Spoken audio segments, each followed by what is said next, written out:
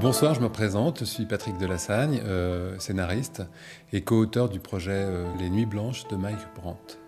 Bonjour, Lise Kadosh, scénariste, donc co-auteur des Nuits Blanches de Mike Brandt. Ce projet est né en 2005, où on a effectué un premier voyage en Israël et on a rencontré Tzvi Brandt, qui a commencé à nous expliquer l'histoire de Bronia et de Moshe. L'histoire débute sur le bateau la Biria qui navigue vers Israël. Bronia Brandt ne sait pas encore qu'elle est enceinte de l'une des plus grandes vedettes de la chanson de variété des années 70. Elle se dirige vers le jeune État d'Israël tout en se souvenant de son passé qu'elle a appelé sa première vie.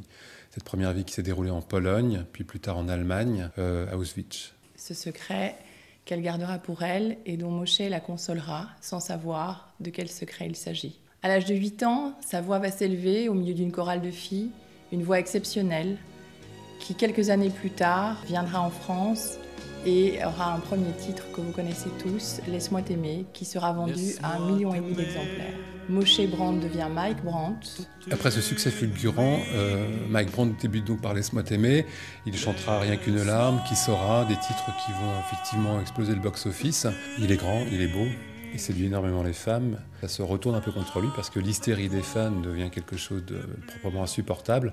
Après Kippour, les 6 jours, et puis surtout les Jeux Olympiques de Munich le fragilisent puisqu'il se sent une cible vivante. Et il l'est effectivement puisqu'il est protégé par le Mossad.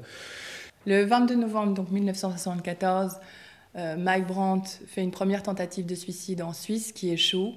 De ce jour, il restera à jamais brisé. Il sait qu'il ne surmontera pas cela et le 25 avril 1975, il se jette en pleine gloire du 6e étage de la rue Erlanger, juste après avoir enregistré son dernier titre.